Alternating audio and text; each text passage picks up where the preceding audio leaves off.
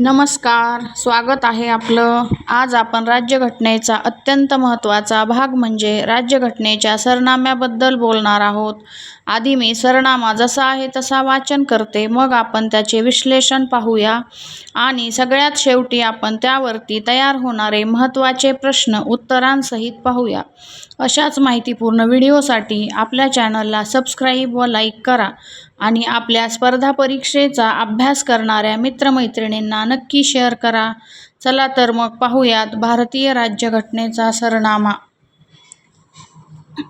आम्ही भारताचे लोक भारतास एक सार्वभौम, समाजवादी, धर्मनिरपेक्ष, लोकशाही प्रजासत्ताक म्हणून घडविण्याचा आणि त्याच्या सर्व नागरिकांना सामाजिक, आर्थिक व सामाजिक न्याय, विचार, अभिव्यक्ती, श्रद्धा, धर्म व उपासना यांचे स्वातंत्र्य, प्रतिष्ठेची व संधीची समता प्राप्त करून देण्याचा आणि त्या सर्वांमध्ये व्यक्तीची प्रतिष्ठा व राष्ट्राची एकता व अखंडता सुनिश्चित करणारी बंधुता वाढविण्याचा संकल्पपूर्वक निर्णय करून आमच्या संविधान सभेत आज दिनांक 26 नोव्हेंबर 1949 रोजी हे संविधान अंगीकारून अधिनियमित करून व स्वतःस अर्पण करीत आहोत.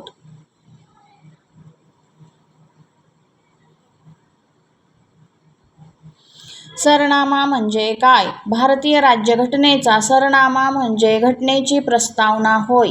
तो राज्यघटनेच्या सुरुवातीला दिलेला असून त्यामध्ये देशाची मूलभूत तत्त्वे, शासनाची रचना, नागरिकांना दिलेले मूल्याधिष्ठित उद्दिष्टे यांचे स्पष्ट वर्णन केलेले आहे. म्हणूनच सरनामा हा राज्यघटनेचा आत्मा म्हणून ओळखला जातो. सरनाम्याची सुरुवात we the people of India ही ओळ अत्यंत महत्त्वाची आहे. याचा अर्थ भारताची सत्ता कोणत्याही राजा किंवा बाह्य शक्तीकडे नसून जनतेकडे आहे. भारत हा लोकशाही देश आहे, म्हणजेच संविधानाची निर्मिती ही जनतेने स्वतःसाठी केली आहे. सरनाम्यातील प्रमुख वैशिष्ट्ये पाहूया. पहिलं वैशिष्ट्य आहे सार्वभौम. भारत हा पूर्णपणे स्वतंत्र देश आहे. तो कोणत्याही परकीय शक्तीच्या अधीन नाही. उदाहरण भारत स्वतःचे निर्णय स्वतः घेतो. समाजवादी. भारतामध्ये आर्थिक व सामाजिक समानता राखण्याचे प्रयत्न केला जातो. यामध्ये संपत्तीचे योग्य वितरण, गरीब श्रीमंत दरी कमी करणे हा शब्द 1976च्या 42व्या घटना दुरुस्तीत जोडला गेला. धर्मनिरपेक्ष. भारतामध्ये कोणताही अधिकृत धर्म नाही. सर्व धर्मांना समान दर्जा, समान स्वातंत्र्य हा शब्दही 1976 मध्ये जोडला गेला.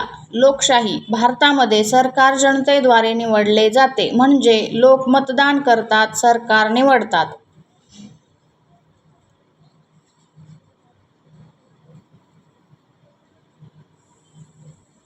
प्रजासत्ताक.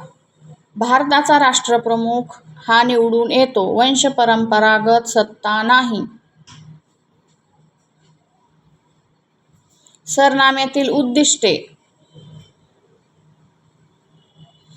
न्याय. 3 प्रकारचा न्याय दिला आहे. सामाजिक न्याय, आर्थिक न्याय, राजकीय न्याय. सर्व नागरिकांना समान संधी मिळावी हा उद्देश आहे. स्वातंत्र्य. नागरिकांना खालील स्वातंत्र्य दिले आहे. विचार स्वातंत्र्य, अभिव्यक्ती स्वातंत्र्य, श्रद्धा स्वातंत्र्य, धर्म स्वातंत्र्य. प्रत्येक व्यक्तीला स्वतःचे मत मांडण्याचा अधिकार आहे.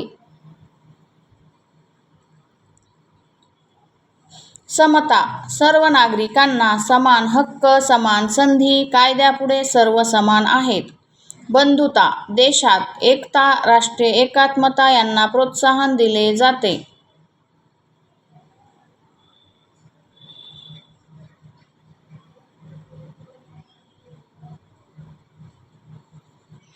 महत्त्वाचे घटनात्मक मुद्दे. सरनामा हा घटनेचा भाग आहे. केशवानंद भारती प्रकरण 1973. सरनामा बदलता येतो. 42वी घटना दुरुस्ती 1976 नुसार. 42व्या दुरुस्तीत जोडलेले शब्द. समाजवादी, धर्मनिरपेक्ष, एकात्मता. महत्त्वाची प्रकरणे. सरनाम्याशी संबंधित केशवानंद भारती विरुद्ध केरळ राज्य 1973. सर्वोच्च न्यायालयाने सांगितले, सरनामा हा घटनेचा भाग आहे, पण तो स्वतंत्रपणे अंमलात येणारा कायदा नाही. सरनाम्याचे महत्त्व. संविधान समजण्यासाठी मार्गदर्शक. कायदे बनवताना दिशा दाखवतो, देशाची ओळख दर्शवतो. म्हणून सरनामा म्हणजे संविधानाचा सारांश आहे. भारतीय राज्यघटनेचा सरनामा. यावरील प्रश्नोत्तरे बघूया. भारतीय राज्यघटनेचा सरनामा कोणत्या घटकाचा परिचय करून देतो? भारतीय राज्यघटनेचा सरनामा राज्यघटनेची उद्दिष्टे आणि तत्त्वे स्पष्ट करतो. सरनाम्याची सुरुवात कोणत्या शब्दांनी होते? सरनाम्याची सुरुवात we the people of India या शब्दांनी होते. वी द पीपल या शब्दांचा अर्थ काय? वी द पीपल या शब्दांचा अर्थ भारतातील सार्वभौम सत्ता ही जनतेकडे आहे असा होतो. सरनामा हा राज्यघटनेचा भाग आहे का? होय, सरनामा हा राज्यघटनेचा भाग आहे असे सर्वोच्च न्यायालयाने केशवानंद भारती प्रकरणात स्पष्ट केले आहे. सरनामा कोणत्या दिवशी स्वीकारला गेला? सरनामा 26 नोव्हेंबर 1949 रोजी स्वीकारला गेला. सरनामा कोणत्या दिवशी अंमलात आला? सरनामा 26 जानेवारी 1950 रोजी अंमलात आला.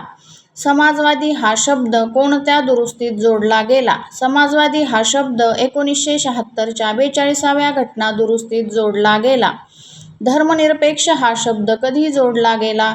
धर्मनिरपेक्ष हा शब्द 1976 मध्ये 42व्या घटना दुरुस्तीद्वारे जोडला गेला.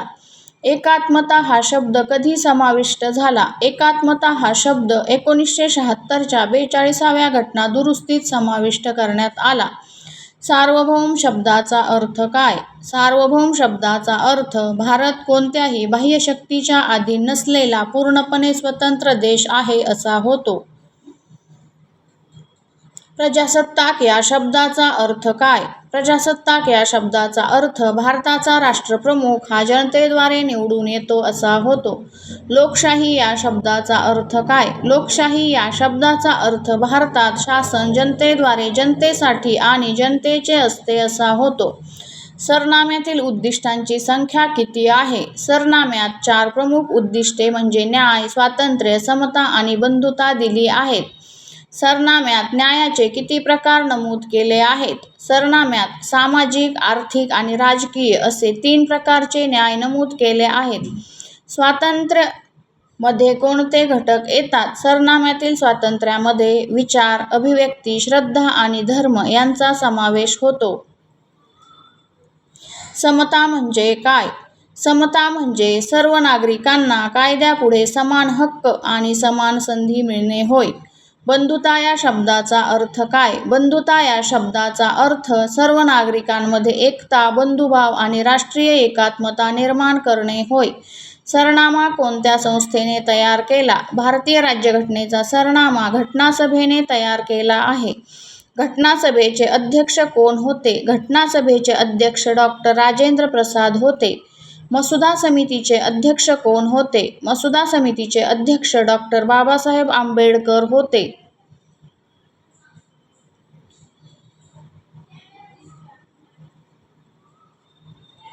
सरनाम्याला संविधानाचा आत्मा असे कोणी म्हटले? सरनाम्याला संविधानाचा आत्मा असे ठाकूरदास भार्गव यांनी म्हटले आहे.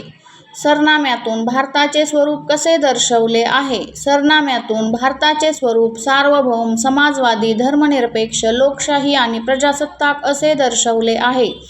सरनामा कायद्याने अंमलात येणारा आहे का? नाही. सरनामा स्वतःहून न्यायालयीन अंमलबजावणीस पात्र नाही, परंतु तो मार्गदर्शक आहे. सरनाम्याचा उपयोग काय आहे? सरनाम्याचा उपयोग राज्यघटनेचे अर्थ लावण्यासाठी आणि तिच्या उद्दिष्टांची दिशा समजण्यासाठी मार्गदर्शक म्हणून केला जातो. सरनामा बदलता येतो का? होय, सरनामा घटना दुरुस्ती प्रक्रियेद्वारे बदलता येतो. तर कसा वाटला आजचा व्हिडिओ? कमेंटमध्ये नक्की सांगा. भेटूया पुढील व्हिडिओमध्ये. धन्यवाद.